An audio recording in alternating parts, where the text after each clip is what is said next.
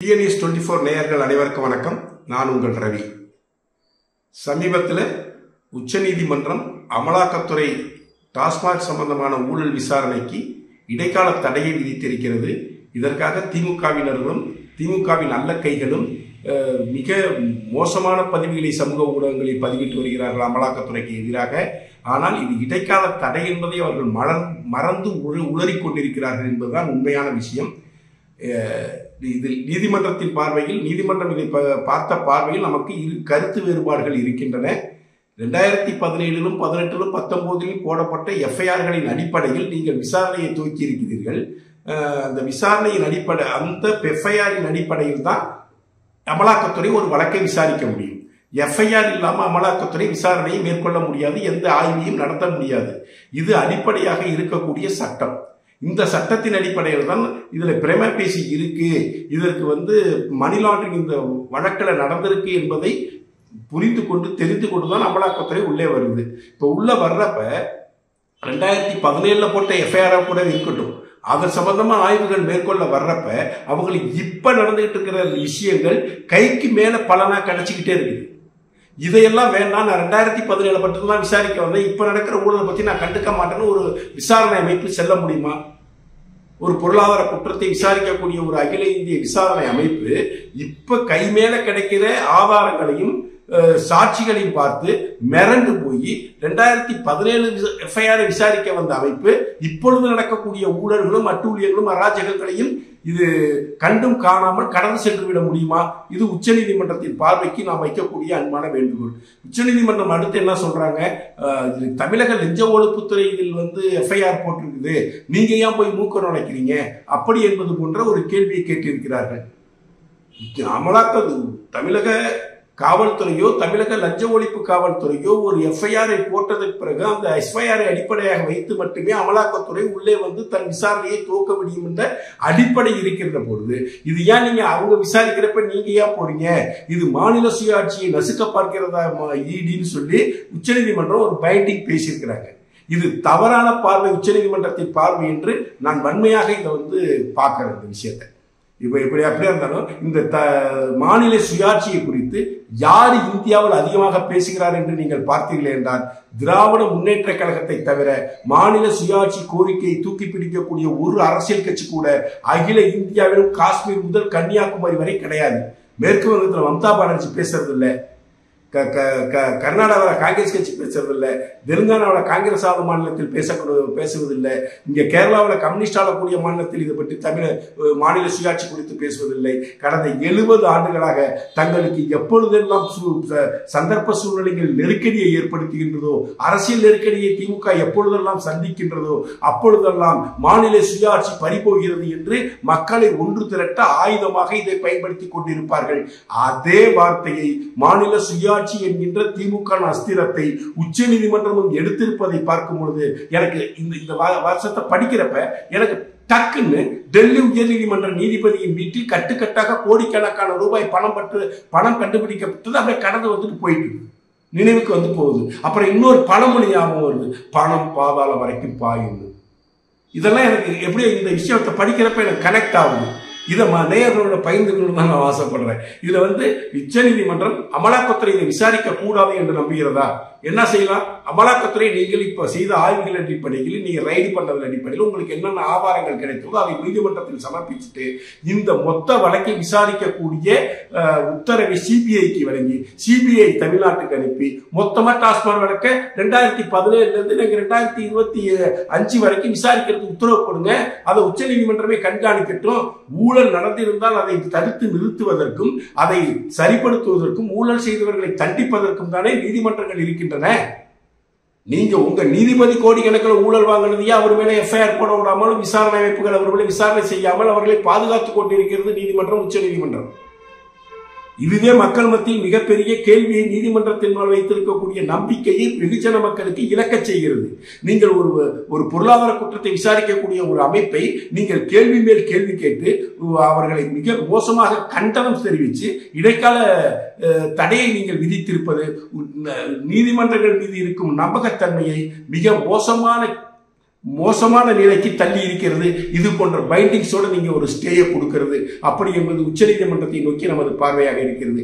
தமிழக லஞ்ச ஒழிப்புத்துறை விசாரணை செய்யும் பொழுது உங்களுக்கு நாங்க வேலை என்று அவங்க அமலாக்கத்துறையை பற்றி உச்சநீதிமன்றம் கேட்கிறது.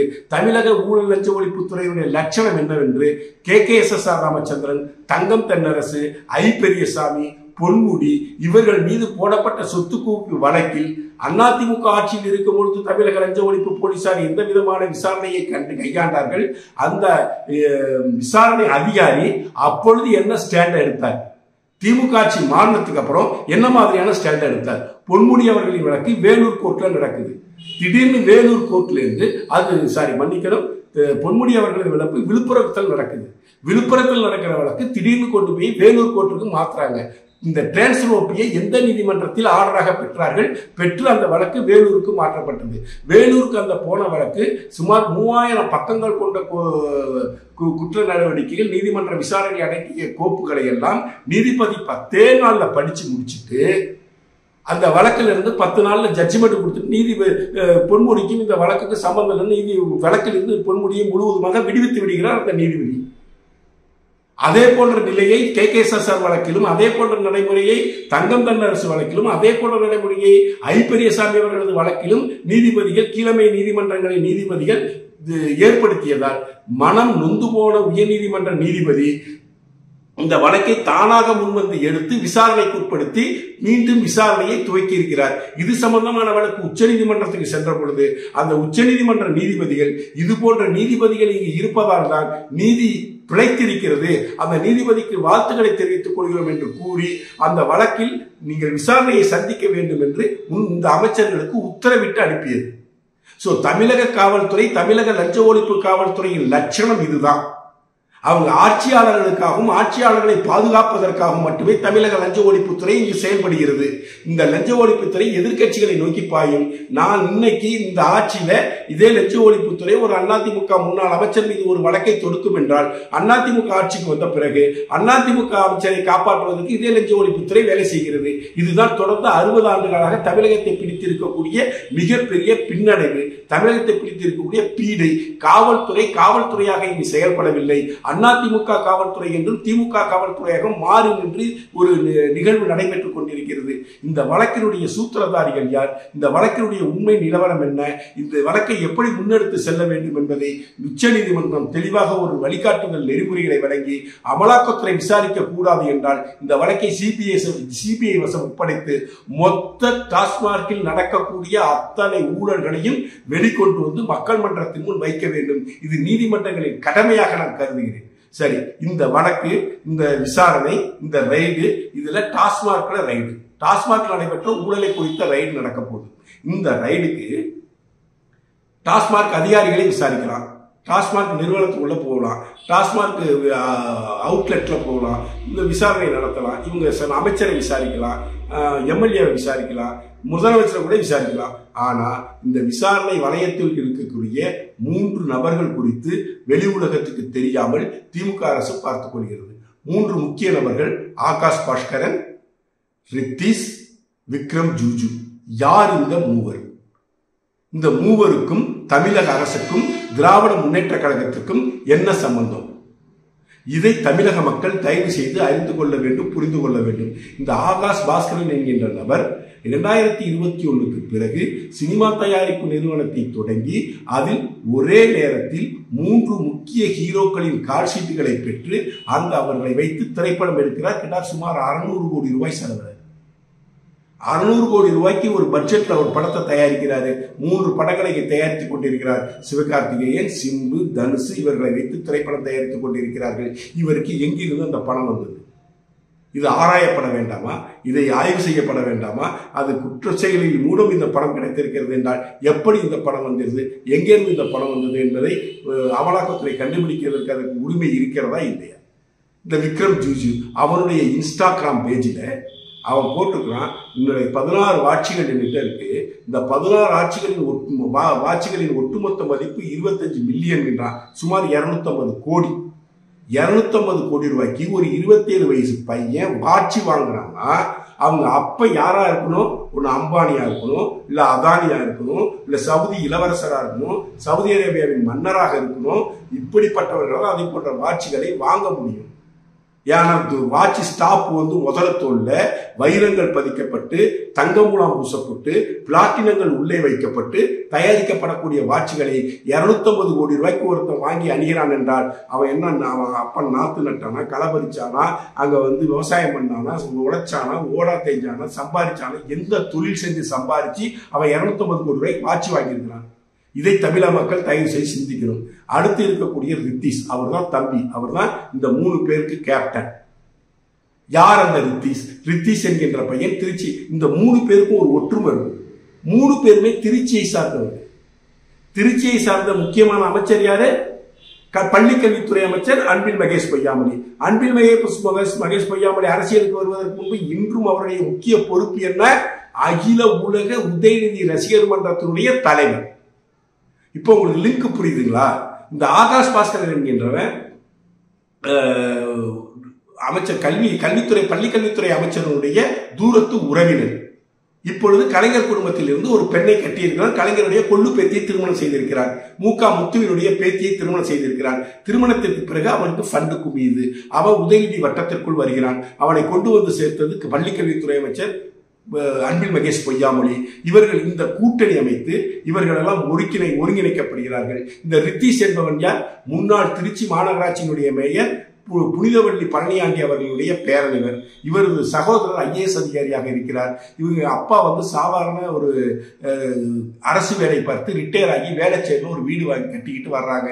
அதே பகுதியில் திரு அமைச்சர் அன்பில் மகேஷ் பொய்யாமொழியும் குடியிருக்கிறார். உறவினர்கள் என்பதால் இவர்களுக்குள் நல்ல நட்பு ஏற்படுகிறது, பழக்கம் ஏற்படுகிறது. அவர் மூலியமாக இவர் உதயநிதியின் வட்டத்திற்குள் கொண்டு சேர்ந்து விடுகிறார். இவர்களை வைத்துக் கொண்டு டாஸ்மாக் சம்பந்தப்பட்ட வருமானத்தை கையாளக்கூடிய நபர்களாக இவர்கள் உருமாறுகிறார்கள். உருமாற்றுவது யார்? உருமாற்றியது எப்பொழுது? செந்தில் பாலாஜி என்று அமலாக்கத்துறையால் கைது செய்யப்பட்டு ஓமந்தோரார் அரசியல் மருத்துவமனையில் படுத்து கிடந்தாரோ அன்று இந்த விக்ரம் ஜூஜி என்கின்ற நபரையும் இந்த ஆகாஷ் பாஸ்கர் என்கின்ற நபரையும் உதயநிதி ஸ்டாலின் அழைத்து செல்கின்றார். அழைத்து செல்லும் பொழுது காவலர்கள் தடுத்து நிறுத்துகிறார்கள். உதயநிதி இவர்களுக்காக வாதாடி போராடி போலீஸ்காரர்களிடமிருந்து அனுமதி பெற்று இவர்களை அழைத்துக் கொண்டு செந்தில் பாலாஜியை சந்திக்க சென்று இனி நீ பார்த்த கலெக்ஷன் ஒர்க்க கரூர் கம்பெனி கிட்ட எடுத்து சொல்லி இவர்கள் பார்த்துக் கொள்வார்கள் என்பது போன்ற ஒரு தோற்றத்தை ஒரு பேச்சுவார்த்தை நடத்தி செந்தில் பாலாஜியை சமாதானப்படுத்தி நீங்கள் கரூர் கேங்கு மூலமாக வசூலிக்கப்படக்கூடிய பணத்தை நீங்கள் இவர்களுக்கு நேரடியாக ஒப்படையுங்கள் என்று பேச்சுவார்த்தை நடத்தி இன்று உதயநிதி ஸ்டாலின் வந்திருக்கிறார் என்பதுதான் இங்கு சந்தேகம். இது சம்பந்தமான வீடியோக்கள் சமூக வலைதளங்களில் பெரும் பரபரப்பை ஏற்படுத்திக் கொண்டிருக்கின்றன. உதயநிதி காரில் போகக்கூடிய நிகழ்வுகளில் இந்த மூவரும் உதயநிதி காரில் போவதும் வருவதுமாக இருக்கிறார்கள். இவர்களிடம் 1000 கோடிக்கணக்கான ரூபாய்க்கான கார்கள் இருக்கின்றன. இந்த ரித்தீஷ் ஃபர்ஸ்ட் முதல்ல எப்படின்னாங்க, தி பார்க் ஹோட்டல் ஜெமினி பிரிட்ஜ் கீழே ஒரு ஸ்டார் ஹோட்டல் இருக்கு. அந்த ஸ்டார் ஹோட்டலில் ரூப் கார்டன்ல தான் இந்த கும்பல்லாம் ஒன்று சேர்ந்து சரக்கை போட்டுட்டு போதைப் பொருளை யூஸ் பண்ணிட்டு கலாட்டா பண்ணிட்டு இருப்பாங்க. நைட்டு 10:30 மணிக்கு வருவாங்க, சாயந்தரம் 5 மணி வரைக்கும் குடிப்பாங்க, 6 மணிக்கு போய் வீட்டில் படுப்பாங்க, 12 மணிக்கு ஏந்திரிப்பாங்க. இது ஒரு சிஸ்டமா இருந்துச்சு. இந்த சிஸ்டத்துக்குள்ள 2 குரூப் இருக்கும் அந்த தி பார்க் ஹோட்டல்ல. ஒரு பக்கம் வந்து உதயநிதி அன்கோ, இன்னொரு பக்கம் துரை தயாநிதி அன்கோ. திரு மு.க. அழகிரியுடைய மகன் துரை தயாநிதியுடைய நண்பர்கள் ஒரு பக்கமும் உதயநிதி ஸ்டாலினுடைய நண்பர்கள் ஒரு பக்கமும் அதே பார்ல இருப்பாங்க. அடிக்கடி இவர்களுக்குள்ள அங்க வந்து சண்டை சச்சரவுகளும் நடக்கும். இப்ப என்ன பண்ணாங்க, எம்எல்ஏ ஆயிட்டோம், இளைஞரணி தலைவர் ஆயிட்டோம், எம்எல்ஏ ஆயிட்டோம்னதுக்கு அப்புறம் இந்த அப்படியே ஷிஃப்ட் ஆகி லீலா பேலஸ் ஹோட்டலுக்கு போனாங்க. லீலா பேலஸ் ஹோட்டல் போனதுக்கு அப்புறம் இவர் துணை முதல்வர் ஆயிட்டாரு, இவர் அமைச்சர் ஆயிட்டாருன்னு இவரால் கலந்துக்க முடியாதுங்கிறதுனால அதே லீலா பேலஸ் இருக்கிற ஏரியாவிலேயே ஒரு அப்பார்ட்மெண்ட் 4 பெட்ரூம் இருக்கிற ஒரு அப்பார்ட்மெண்ட்டை பிடித்தி அந்த அப்பார்ட்மெண்ட்ல பார்ட்டியை கொண்டாடி இருக்கிறாங்க. இவர்கள் கொண்டாடக்கூடிய பார்ட்டிகளில் ஆகக்கூடிய செலவு ஒரு பார்ட்டிக்கு குறைந்தபட்சம் 20 to 30 கோடி ரூபாய் செலவு பண்றாங்க. அதற்கு அந்த பார்ட்டிகளுக்கு பிரசித்தி பெற்ற நடிகைகளை கொண்டு வரக்கூடிய பணியை திரு விக்ரம் ஜூஜி அவர்கள் எடுத்துப்பார். அவர் ஒரு பிம்பு, நடிகைகளுக்கு ஏஜென்ட். அவர் நடிகைகளை கொண்டு வந்து அங்க சேர்த்து விடுவார். அதன் பிறகு தனி விமானத்தில் தாய்லாந்தில் இருந்தும் ரஷ்யாவில் இருந்தும் பேரழகிகளை கொண்டு வந்து வந்திருக்கக்கூடிய விருந்தினர்களுக்கு அங்கு மது போதைப் பொருட்கள் பரிமாறப்படும். இது ஒரு சிஸ்டமாகவே அவனை செஞ்சுட்டே இருந்திருக்கானுங்க. வார இறுதி நாளான சனிக்கிழமை அன்று இந்த பார்ட்டி அந்த வீட்டில் நடந்துகிட்டே இருக்கும். இதற்கெல்லாம் எங்கிருந்து பணம் வருகிறது? அந்த பார்ட்டியில் கலந்துக்கூடிய நடிகைகளுக்கு ஹேண்ட்பேக் ஷோல்டர் பேக்குங்க 16 லட்சத்துக்கும் 18 லட்சத்துக்கும் 20 லட்சத்துக்கும் வாங்கி கொடுத்துருக்காங்க கிஃப்டா பார்ட்டியில கலந்துக்கிறதுக்காக. போதை ஏறியதுக்கு அப்புறம் அங்க என்ன டூலியம் வேணாலும் நடக்கும், எது வேணாலும் நடக்கும். இந்த டீமோட சேர்ந்து இந்த பல நாசமாய் போயிருக்காங்க. பல நடிகைகள் வாழ்வாதாரத்தை இழந்திருக்கிறாங்க, போதைக்கு அடிமையாகி போயிருக்கிறாங்க. இதெல்லாம் பிஹைண்ட் த ஸ்கிரீன் நடக்கக்கூடிய விஷயங்கள். ஸோ இதெல்லாம் செய்யறதுக்கு அவங்களுக்கு எங்கிருந்து பணம் வந்துச்சு, எப்படி பணம் வந்துச்சு, இதை எப்படி உருவாக்கினார்கள்? இந்த ரித்திஷ் அப்படின்ற பையன் ஒரு பழனியாண்டி என்கின்ற முன்னாள் காங்கிரஸ் கட்சியினுடைய மாநில தலைவராக இருந்த மூப்பனாரின் சிறந்த தொண்டராக விளங்கியவர். அவரது மனைவி திருச்சி மாநகராட்சியினுடைய மேயராக பணியாற்றி இருக்கிறார். அவருக்கு பேரன் முறை வேண்டும். இந்த ஆட்கள் எல்லாம் ஒருங்கிணைக்கப்பட்டு இந்த நபர்கள் 25லேருந்து 27 வயது வரைக்கும் உள்ளக்கூடிய நண்பர் 2021க்கு பிறகு ஆப்டாயரை போட்டுக்கிட்டு கிரிக்கெட் விளையாண்டு பசங்க, கோழி விளையாட்டு இருந்த பசங்க, இவனுங்க கையில கோடியாக பணம் பொருள் ஆரம்பிக்கிறது. ஐஏஎஸ் அதிகாரிகளையும் IPS அதிகாரிகளையும் கட்டளையிடக்கூடிய அளவிற்கு இவர்களுக்கு அரசு அதிகாரம் வழங்கப்பட்டிருக்கிறது. இவர்களுக்கும் திமுகவுக்கும் எந்த தொடர்பும் கிடையாது. இவர்களுக்கும் அரசு அதிகாரத்திற்கும் எந்த தொடர்பும் கிடையாது. இவர்கள் ஒரு வார்டு கவுன்சிலர் கூட கிடையாது. ஆனால் இவர்கள் சூப்பர் முதலமைச்சர்களாக, சூப்பர் துணை முதலமைச்சர்களாக தமிழக அரசியலில், தமிழக அரசாங்கத்தில் இவர்கள் வேலை செய்திருக்கிறார்கள். இதை அமலாக்கத்துறை கண்டுபிடித்திருக்கிறது. அந்த ரித்திஷ் என்பவருடைய லீலா MRC நகரில் இருக்கக்கூடிய அபார்ட்மெண்ட் வீடு சீல்டு வைக்கப்பட்டிருக்கிறது. அங்கு பல நாடுகளில் பயன்படுத்தக்கூடிய இந்தியாவால் தடை விதிக்கப்பட்ட போதை வஸ்துக்கள் இருக்கிறது. அடுத்து நார்கோட்டிக் டிபார்ட்மெண்ட் உள்ளவரும் அவற்றை கைப்பற்றும், அவர்கள் மீது வழக்கு பாயும். அவர்கள் அனைவரும் தனி விமானத்தில் 3 பேரும் தப்பிச்சு ஓடி இருக்கானுங்க. திரும்ப அதை போய் அவங்களோட அங்கிருந்து அள்ளிக்கிட்டு வருவோம். இந்த விசாரணை தீவிரமாக நடைபெறும். உச்ச நீதிமன்றத்துக்கு எங்களது அன்பான வேண்டுகோள், மாபெரும் ஊழல் நடந்திருக்கிறது. அந்த ஊழலை ஏழை எளிய உழைக்கும் வர்க்கத்தினரிடம் கொள்ளையடித்த பணம், உடல் அசதிக்காகவும் மனச்சோர்வுக்காகவும் தண்ணி அடிக்கக்கூடிய, சரக்கடிக்கக்கூடிய நபர்களின் பாக்கெட்டில் இருந்து திருடப்பட்ட பணம் இவை அனைத்தும். இந்த அனைத்து பணத்தையும் இவர்கள் ஒருங்கிணைத்து இவர்கள் சுகபோகமாக வாழ்ந்திருக்கிறார்கள். உதயநிதிக்கு தேவையான அனைத்தையும் இவர்கள் செய்து கொடுத்திருக்கிறார்கள். இவர்கள் வசூலித்த பணத்திலிருந்து செந்தில் பாலாஜி எவ்வளவு பணத்தை கட்சிக்கும் நீட்டுக்கும் கொடுத்தாரோ, தலைமை குடும்பத்துக்கு கொடுத்தாரோ, அது கொடுத்தது போல மீதி உள்ள பணத்தை இவர்கள் என்ஜாய் பண்ணியிருக்காங்க.